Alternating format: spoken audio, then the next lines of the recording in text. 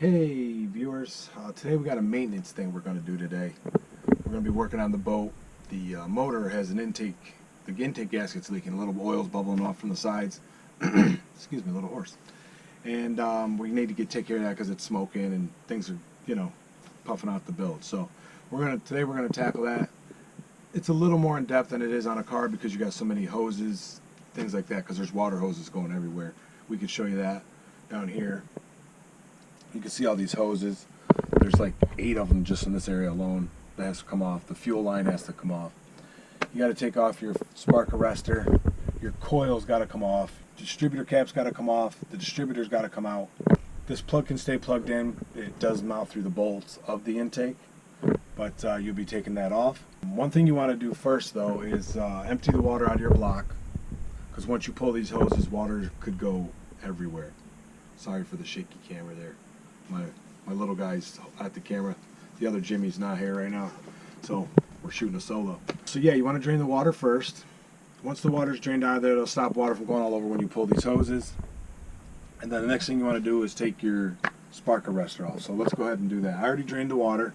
There's 2 petcocks on the engine block, and then there's 2 drains on the exhaust logs. We did both those. Yours might be a little different. You might have yours in different areas, but make sure you drain them. Get the water level definitely lower than your hoses. You'll thank me later. Let's get this spark arrestor off.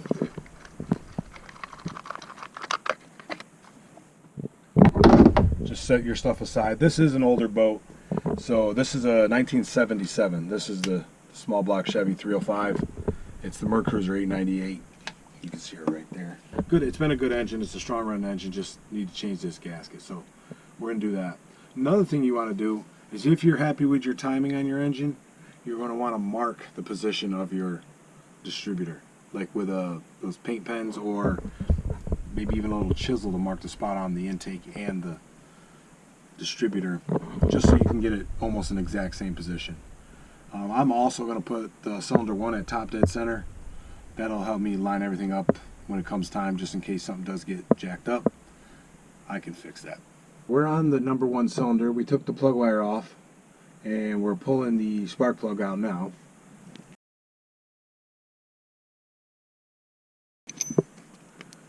Once we get that out, we're going to make sure we're on a compression stroke in the cylinder, or the pistons that all the way towards the top. You do that just by turning your crank at the pulley, and then it'll come around and come up on a compression stroke. Good time to check your plug. If it looks alright, you're good to go. We'll set it on a rag somewhere. Here we are in the front of the motor there on the pulley. We're just going to rotate this, and at the same, it's a 5/8 socket, by the way. And at the same time, put your finger over the hole of where you took the spark plug out from, and feel for it pushing your finger off. That's the compression stroke. You should feel it push your finger as you rotate the engine.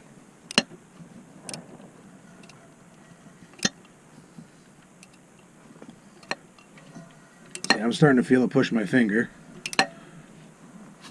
So we're on a compression stroke. Now what you want to do, like what I do, is stick something in the hole, screwdriver,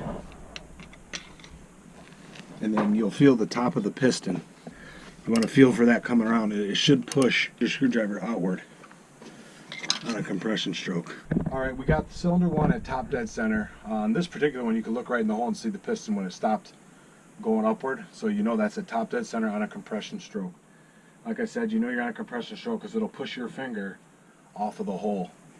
So we're set there. Then now we're going to mark the distributor so we know the location that was at.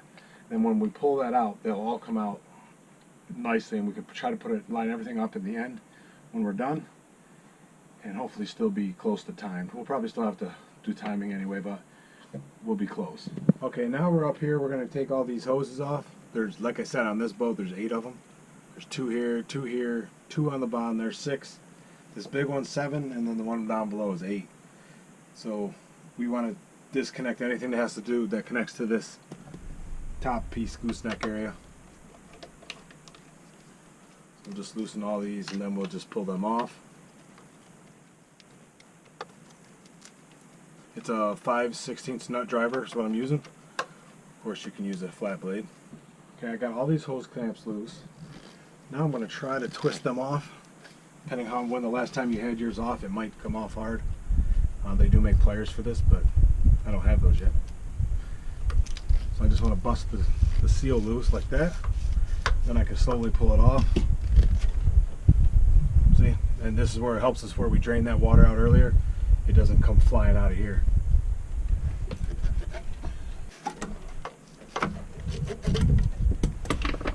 Clamp down. This job pretty much for the most part is the same on any small block Chevy, just about. I mean, except for you won't have this many hoses probably. But most of the setup's the same because this is a Chevy motor. It's a 305. Now we're going to go to the fuel line on the front of your carburetor. Should be one feed line. I'm not sure what size wrench that is. I'm again going to use these because I got to order a new one. Mine is pretty boogered up.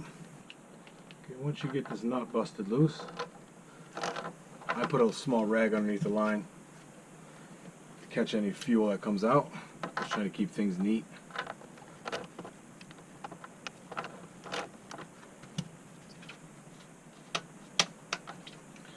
If you're wondering why my line's silver, it's actually black. I put heat shield on here. It helped me with my vapor lock issue I was getting. So it keeps the lines cooler from the heat in the engine bay here. Next we're going to take this wire off the oil sending unit, or is that the temperature unit? This is the temperature sending unit, sorry. This is for the temperature, your gauge up front. Good thing to do when you're doing these, if you're not too familiar with it, is to take a picture with your cell phone so you'll know where everything went. Otherwise you'll be like, where does this go? So we got that off of there. We're going to unplug the things off the choke. So those wires are disconnected. This one vacuum line up top, we'll pull that off. Got those going. We're going to loosen the, let's see, it takes the Phillips. So we're going to loosen the bracket that holds the coil in. Instead of disconnecting all the wires off the coil, we're just going to set the coil to the side. That would just be easier. We're also going to take the nut off of the throttle cable, and we're going to set that aside. Okay, next after we got these wires off, he's taking the nuts off with the throttle cable. Make sure you put the nut and the washer back on there so you don't lose track of where they go. It's important they go back there. Those are little pieces, you always miss them.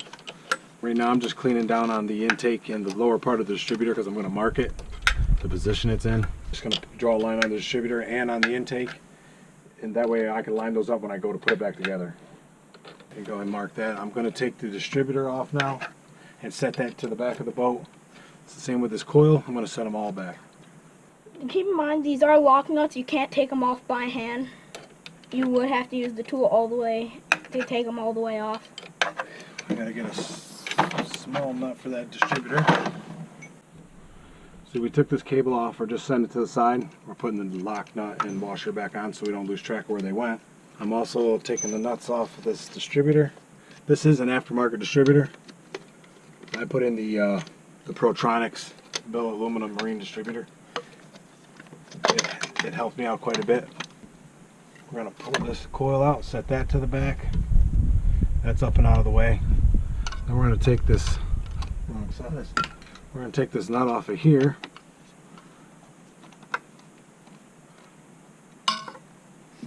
And that's the oil sending unit back there. We want to take the wires off of that. Try not to drop the nut like he did, because you'll play heck trying to find it most of the time. We got to remember there's two wires back here. We have one of them marked to go to that. We marked the oil sending unit because we did have this engine out here earlier this year, changing out some gaskets and flapper valves. This one's not marked, but we'll try to remember the two orange ones. Plus we have pictures of it like we said earlier. For the most part, we got most of what we need to remove gone. I'm going to do one more mark on this distributor, loosen that up, then we're going to pull that up out of there. That's the part I hate doing the most, because I got it perfectly timed, and I'm going to have to do it again. So let's get, I want to mark the bottom of the distributor a little better. I know I got it with the paint marker, but I want to mark it with a chisel as well.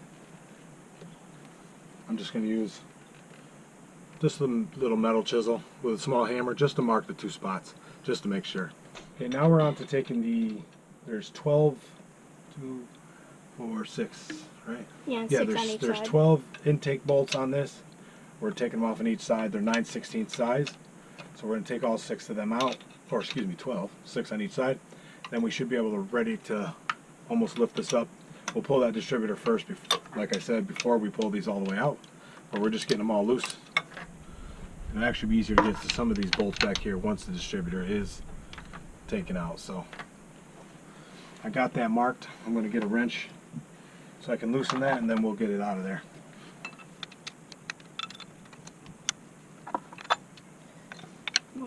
I had to go and get the distributor wrench tool. If you don't have one of these, you can use a regular wrench, probably with an angle on it, but this definitely makes it easier to get in there. To loosen that bolt up, just getting the nut out of the bolt out of the bottom here for the retainer for the distributor. That way I can pull that distributor up out of there. Yeah, if you have somebody with smaller fingers, that might help sometimes. Got the bolt out. Distributor retainer. Just gonna set this to the side. Now we're about ready to pull that distributor up and out of there. You're gonna pull the distributor up, but your wheel's gonna want to turn because the teeth are geared. So you'll see how I turn it a little bit like that. I got to turn it this counterclockwise for it to want to come up. And you just pull it right up and out like that. We're gonna get another towel. We're gonna wrap the end of it here. Just set that back here with the rest of the stuff, hopefully up and out of the way, without damaging anything. Now it's a little easier to get to the rest of these bolts. You want to make sure none goes down in that hole because that leads right down into your engine. So again, maybe stuff a rag in there. Just being cautious is better. Now you can start or finish taking out all your bolts, but just continue on taking those out, and then we'll go to the next step, and that's preparing to lift this intake off of here, getting it cleaned up. Okay, now that we got all the bolts out of the intake, we got everything out of the way, it's ready to lift up. On ours, the oil sending unit was kind of in the way, we just moved it out of the way. Now you're not going to be able to just lift it up in most cases. You're going to have to pry it up a little bit on a corner. Once you start prying it, it should break loose and you can lift it up off of there, hand it to somebody, because you're going to have to clean it up most likely. So I'm just starting on the corner, give it a little tap. I can see I busted it loose. I'm just going to lift it up.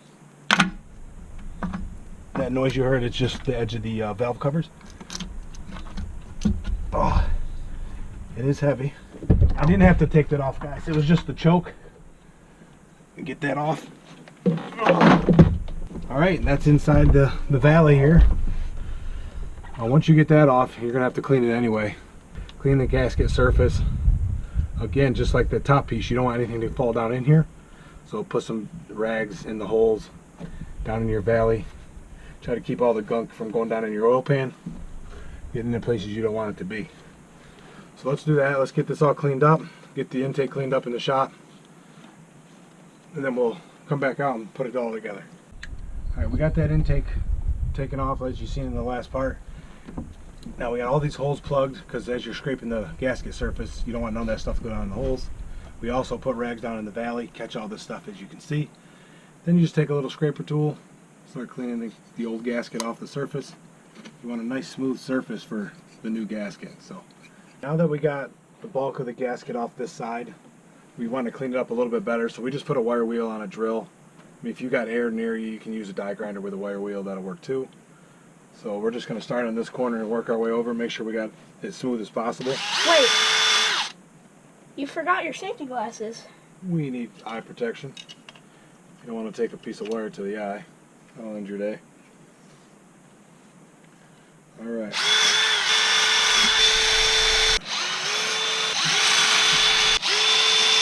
So you just continue along like that, get it nice and smooth. Once you get it all smooth, you can wipe it down with brake clean. Get a nice oil-free surface so your gasket has some good way to stick. Alright, we got that cleaned off with the wire wheel. Now we're just going to use some brake clean on a rag. Wipe these surfaces clean. You can see they're quite dirty. Wipe them clean, get them ready for the new gasket. Now our surface is ready for the new gasket. What we're going to do now is take the rags out of here, use a vacuum, suck everything out, because we want nothing to fall down in. So we just peel these rags back, let all the dirt stay on the rag. If a little falls in there, that's okay, but you don't want, because you'll be sucking it out. Then you just take your vacuum, suck out of these holes because you got a lot of dirt in there. Suck any residual, you'll drop down to the bottom. Alright, we got that all cleaned out, all the dirt sucked out of there, cleaned up. Now's the time to inspect anything you think, like these push rods and stuff, you might want to check them to make sure you don't have any bend or anything like that, but everything looks good in here. And we're going to put clean towels back on, because we're going to go into the shop and clean the intake itself, so we don't want nothing to fall in here while we're in there doing that. Alright guys, we're in the shop to clean the intake itself. Sorry, the GoPro died, so shooting it on the phone. We just got to get this surface cleaned up like we did the one on the boat, on the engine, on both sides of this. Once we get that all cleaned up, the old gasket off, you can see that. Then this all cleaned, then we can get the new gaskets and mate the two surfaces together. And I'll show you how to put silicone in the corners there in the valley. We got this thing just about cleaned up. We got the underside cleaned up. We're in the shop so we can use the air and the die grinder. We cleaned the surface that the gasket goes really nice and smooth. Now we're just wiping the top off, because you always get those greases and stuff. Perfect time to clean it. Get it all cleaned off. Especially clean all the holes where the bolts go. Clean them all out. Then we're going to head back over to the boat, and we're going to drop this back down in there with the new gasket set, and hopefully that fixes our oil leak. Alright, we're back up on the boat. We pulled all the towels out of here and vacuumed once again, make sure we got everything. You can see them all sitting here. I still got this covered for now, just in case I drop something in there. These are the gaskets that come in the kit. I'll leave a link to the part number down below. These are the Sierra ones. I couldn't find the MerCruiser. But they're going to sit here like this on each end. You can only put them one way. You can see they got the guides to guide it, and they're shaped for that end. But before we put these on, we got to put the dab of silicone between the head and the top part here in each corner before we put these on. That helps seal that corner where it might not get. So let's do that.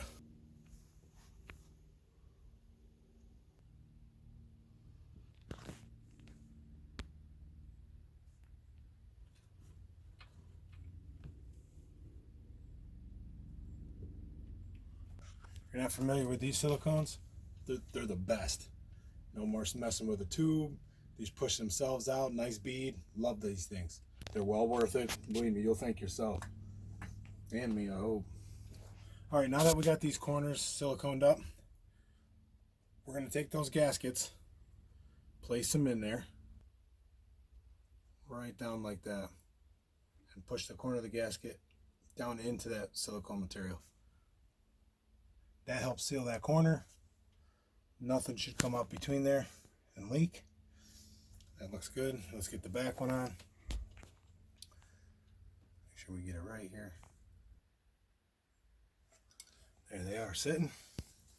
I'm just going to let them sit for a little bit, let that silicone tack up. Then we're going to take the main part of the gasket. You'll see they sit right on there. These particular ones, like I said, are made by Sierra. It doesn't say front or back, so you can put them on either way. Either side is great. See, it fits this side, or you can flip it over. It'll fit this side. So that's how that's going to go. There's one for each side, so it'll be good. All right, we just placed this down. It's pretty easy. I'm sorry we didn't get it on camera. We just kind of went at it, but you just set it down, start your bolts in the holes. Make sure in the back here you can see through where the distributor goes. You can see, make sure your gasket's in place still.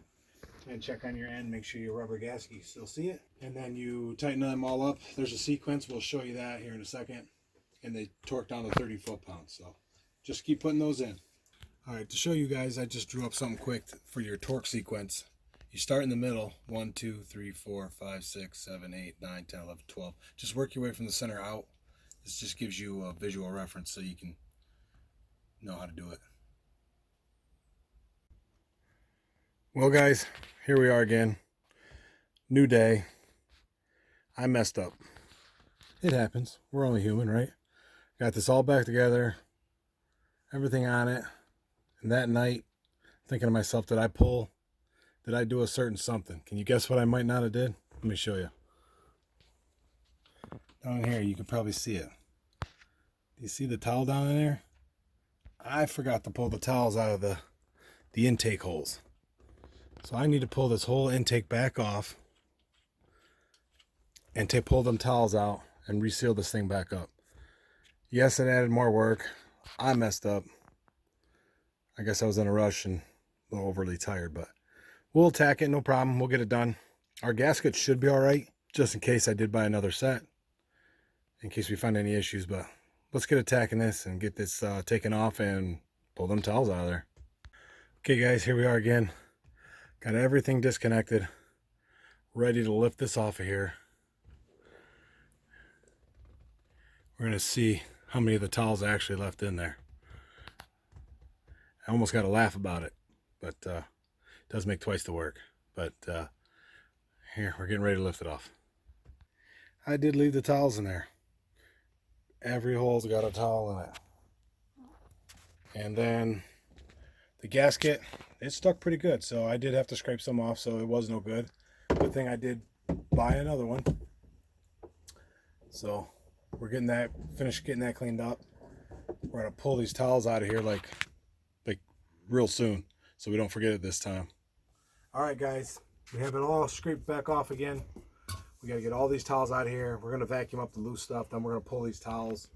So let's get going on that.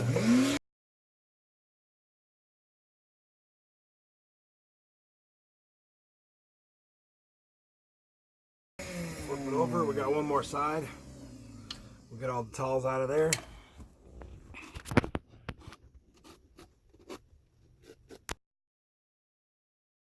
Guys, we're getting ready. We're placing this down on here. Under there. I think you're good there. Over here. We got the hose stopping this here. Can't tell. You can feel it through the hole.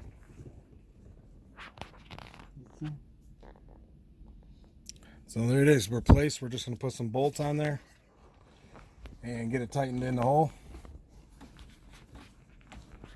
They all look like the gaskets lined up. You want to make sure of that.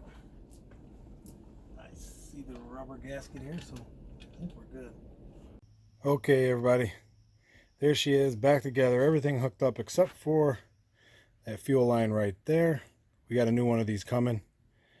We'll put that on tomorrow. Hopefully it'll be here tomorrow. We'll get that on, then we can get it tested. Hook up to the hose and run it. Make sure we got no more oil leaks. And yes, I made sure there was no rags in there this time. You can see everything's hooked up. Nice and neat. Everything's good. So, see you tomorrow. We'll try to get this baby running.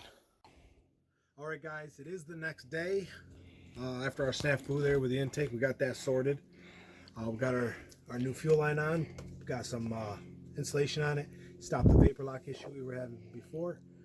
We're going to start this up now. We got the timing pretty much set where it should be, but we're going to check it with the light here, where our timing goes. And then we will probably adjust the total advanced timing once it warms up. With these small block Chevys, you want it between 34 and 36 degrees at total timing, total advanced timing. So this ain't a video for that really, but you pretty much get the engine up to about 3,500 RPM, and then turn your distributor on till you get your timing marks on your harmonic balancer and the cover mark to 0. Well, with our gun, we're going to mark it to 36. Turn the distributor until that hits 0. Then we know we're at where we want to be at total advance. So if you have any questions on that, just hit us up in the comments section. We can answer what we know. So let's we got this all hooked up to the battery and the #1 spark plug, which on this one there's a mark on it, tells you to go towards the plug. We did that. It is on there. So let's get this the battery turned on. We'll get this fired up and see where we're at. All right, we're going to turn our battery on here. Off the switch. We got the hose hooked up to the out drive and got the water running, because you definitely want to do that.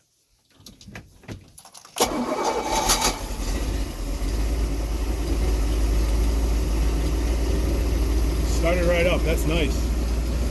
Let's check the timing on it. All right, this particular light, this digital one, we turned it to 10 degrees because that's where we want it initially. So we're going to shine it down there on our marks on our timing tape. We're going to see, make sure we're at 0.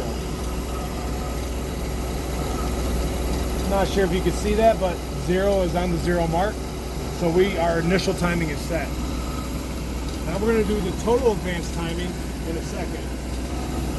We're at 900 about 930 RPM. That's a little too high. We want it around 700. So we're going to turn that down a little bit. All right, not sure if you can hear me, but we're going to see we're at 950. We're going to turn that down.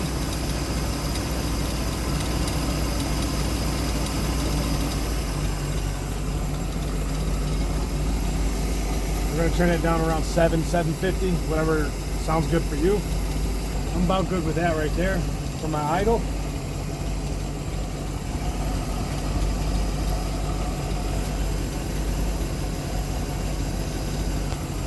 And I'm still at 10 degrees. That's where we want to go up. Yeah, I'm still at 10 degrees down here. Now what we're going to do is we're going to up the idle to 3,500 and set this to 36. So let's turn that up to 36.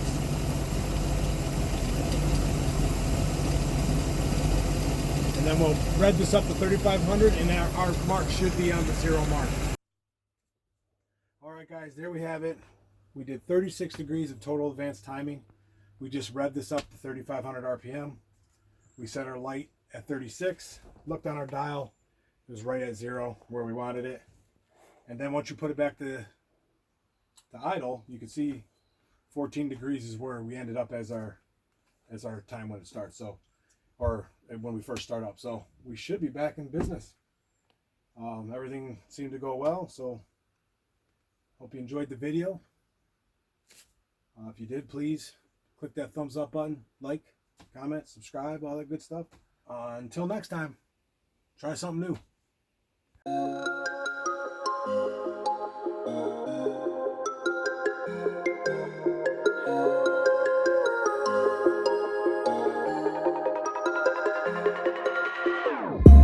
Whenever your heart is broken.